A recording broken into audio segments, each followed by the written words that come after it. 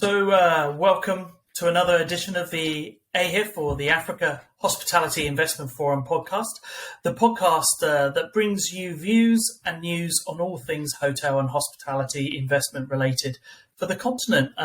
I'm here today with Trevor Ward, Managing Director of W Hospitality Group, and we're going to talk about all things pipeline. Welcome, Trevor. Thank you, Matt. Absolute pleasure to have you here today. So firstly, for those that aren't aware of the report, tell us a little bit about, obviously, yourself, W Hospitality Group, and the annual report that you put together. Oh, those are my three favourite subjects. Thank you. Trevor Ward. I'm based in Nigeria, Lagos, Nigeria. I've actually been a consultant in hotel development, advising clients on hotel development for 40 years now, and specializing in Africa since 2003, so almost 20 years.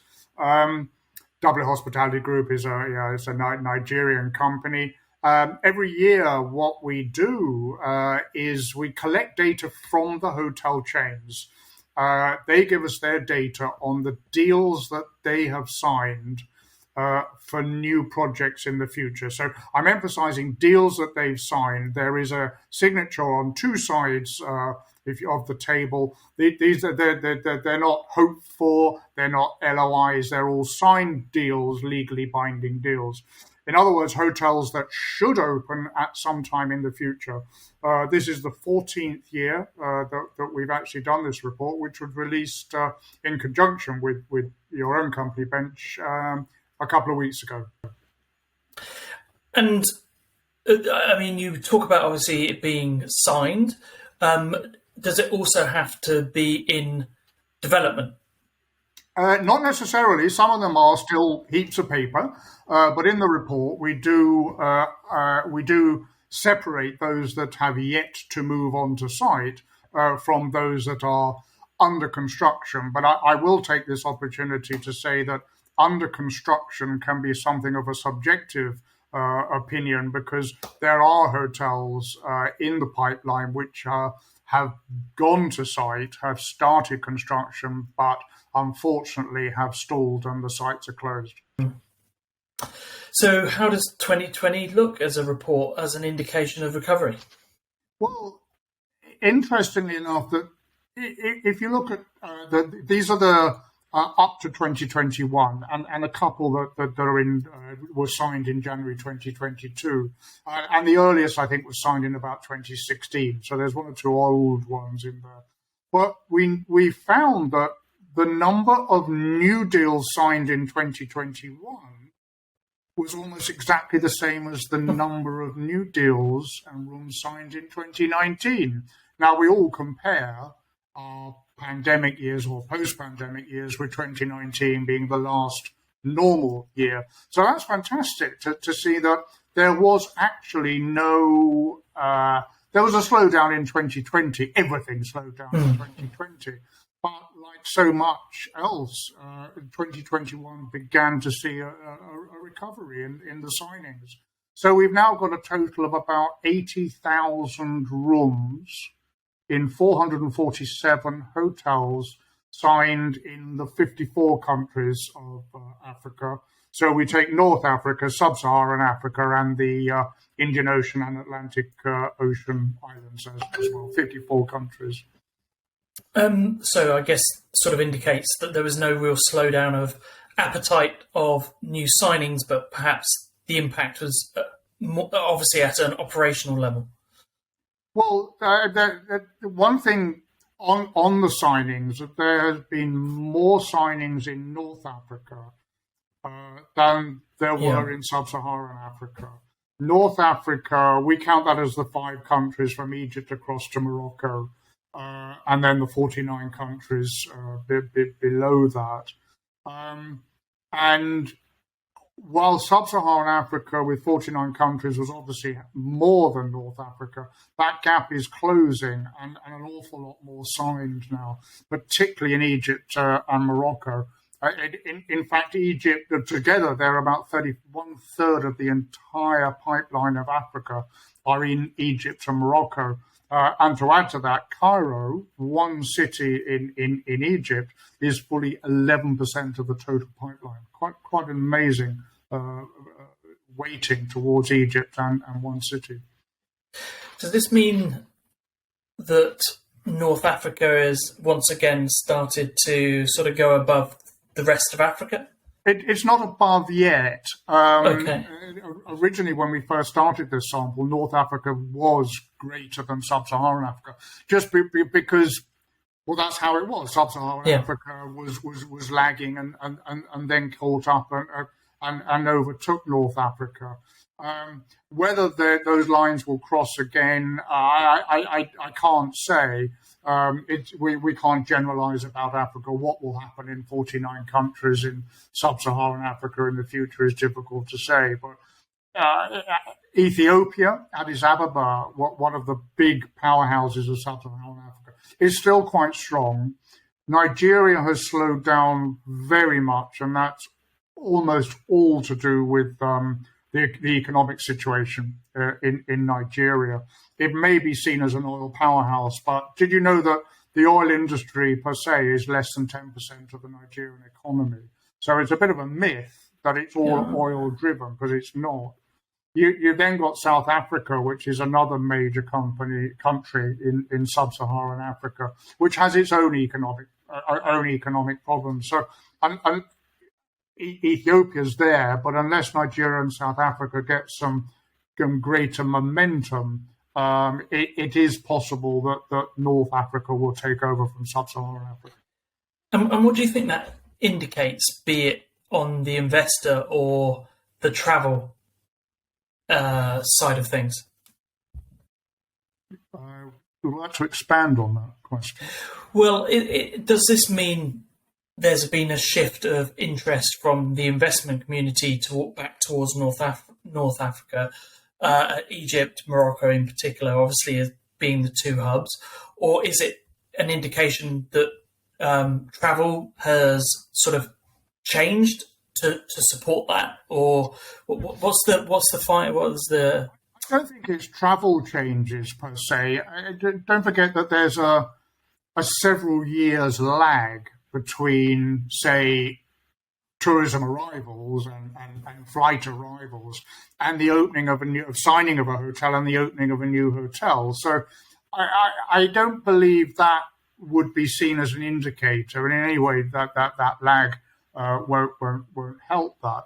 It's more that Egypt, Morocco, as well, very much Morocco, have the infrastructure to be able to cope with more flights, more road travel, train, rail travel, more international arrivals coming in, and therefore in the future it's seen that more hotels will be required. Government activity, very supportive in both countries, in North Africa, of the tourism industry. And in both countries as well, I think there's more domestic capital available for investment, for development in the hotel industry. And that would be key. I mentioned Nigeria, the economic problems. The availability of capital in Nigeria, particularly foreign exchange, is a real problem. The lack of foreign exchange to build hotels, because an awful lot of what we need to build a hotel in Nigeria is imported, and therefore needs foreign exchange, and foreign exchange is in very short supply. And that does, well, one of the reasons why projects stall, the importation stops. So Morocco, Egypt, back on the menu, and obviously the big winners in the last 12 months. Any other findings from the report, perhaps on the operator side, the brand side? Yeah, sure. We look at both the where and who. And the headline of the report is that Marriott and Accor are two of the largest hotel brand companies and operators and franchise globally. And that's the same in Africa, that when you add Accor and Marriott together as chains, as groups, not necessarily brands, but as groups. They're fully 51% of the entire pipeline is those two groups. Now, they have multiple brands, each of them. I think Accor has 40-odd brands globally these days. Only about 12 or 14 of them are being applied in Africa. But obviously, they have a greater ability to, when a project comes to them, say, that fits that brand or that brand. They are. It's easier for them to secure a deal. But yes, it's quite extraordinary how Accor and Marriott are dominating. 10 years ago, Marriott was nowhere. Marriott had very little activity outside North Africa, but now they are leading by a very, very long way.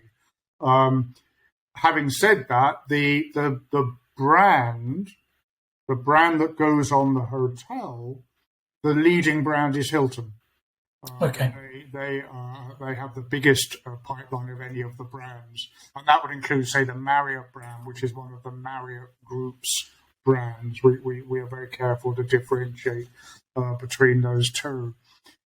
The other important finding is what we call the actualization rate, and it's all very well having this report, and it's all very well having lots of heaps of paper being management agreements or franchise agreements. But what is actually happening? Because it's only when a hotel is open and running that there's going to be any returns to the shareholders.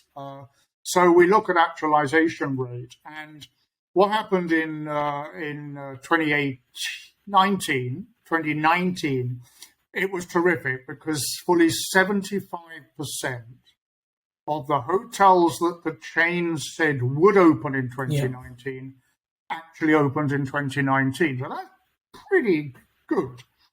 Sadly, of course, 2020 saw a downturn or a collapse, and only 28%. Same in 2021, that only 28, less than 1/3 of hotels opened in those years on time. We're hoping to see return to the kind of the 2019 heady days. We've got 200 hotels on the books, which are due to open in 2022 and 2023. And how many rooms is that? About 100 each. I'll tell you early next year or early the year after what actually happened. But wouldn't it be wonderful to get back to that? Do you get even 100%? Did you get any feeling about how that's shaping up for this year? I guess it's too early. It's too early to say. We're less than 6 months into 2022. There's always a big push at the end of the year to get things done. So no, not yet. Are there any new entrants or anyone that's sort of surprised you during the report as well? I don't think there's any new entrants. We're very pleased to be able to pick up some new chains each year. Campbell Gray Hotels, for example, has a new hotel under development in Egypt, as does GMH Hotels. So two new entrants this year. We often hear about new chains coming in. There's a new one from the UK called 8 Continents, which we missed out on in this report. We'll pick them up next year. They have a hotel under development in Zanzibar. So, here and there is increasing interest, not just from the big ones who have a huge interest, but other chains are coming in with one hotel here, one hotel there. And on the brand side, and for the first time ever for our hotel investment conference, we're going to go to resort, and I wonder if the leisure operators brands are now starting to look at the opportunity. Are you getting any feel for that?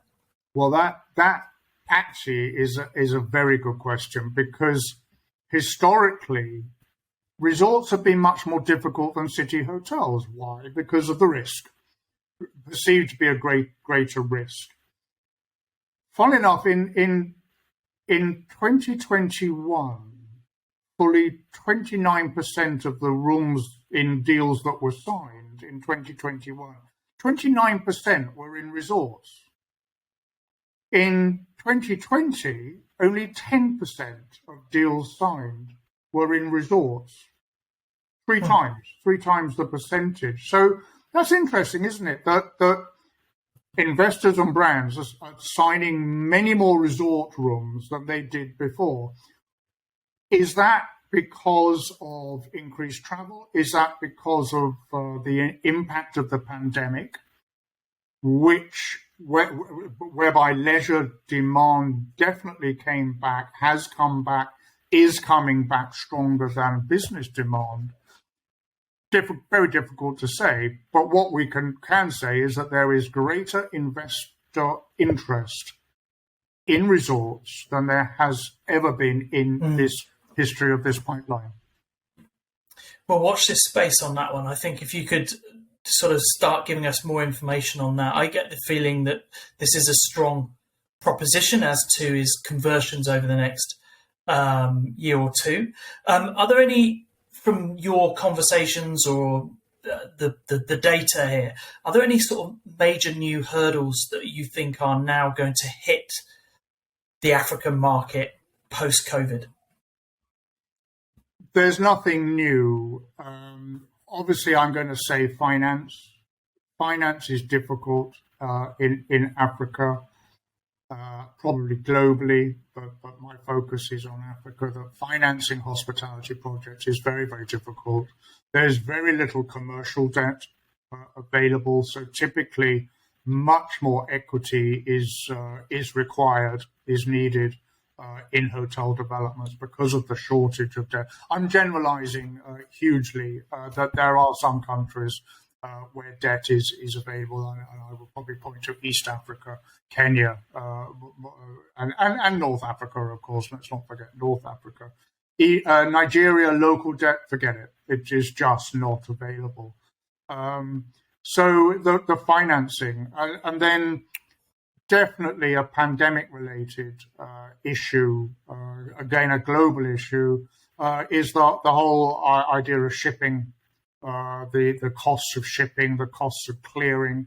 Do you know that the cost of clearing a container in Lagos has almost tripled in price? Just the clearing of a container. And of course, that adds to what was already a very high development costs for hotels.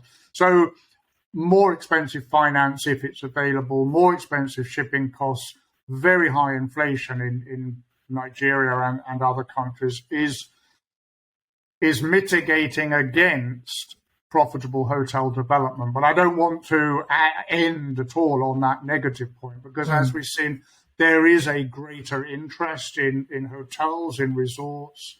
The investors are keen, the operators are keen. So the future is rosy, but there are headwinds. I mean, that's a very interesting one about cost of construction and getting things done in the next couple of years. And I'm sure we'll discuss that at length in the next 6 months of our conferencing.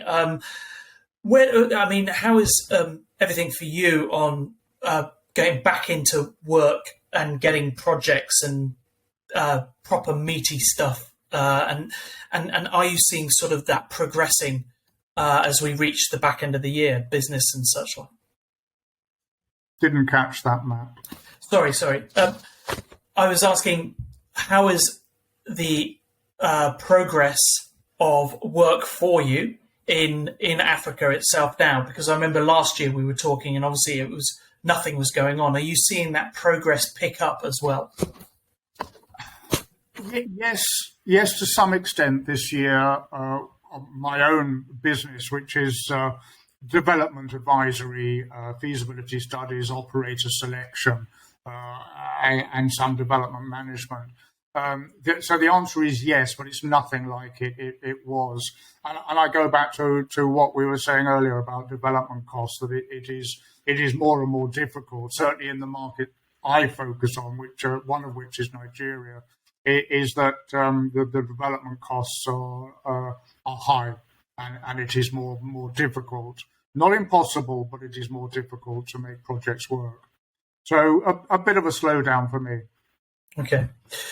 Well, Trevor, thank you for coming onto the podcast today and giving us details of the report. And obviously, if anybody's interested in the report, either reached out directly to myself or Trevor, be delighted to help you there. And hopefully see you in November in Morocco. Yeah, there's so much information in the report. Very happy to chat about it and slice and dice it as you wish. Thank you. Thanks for joining. Thank you, Matt.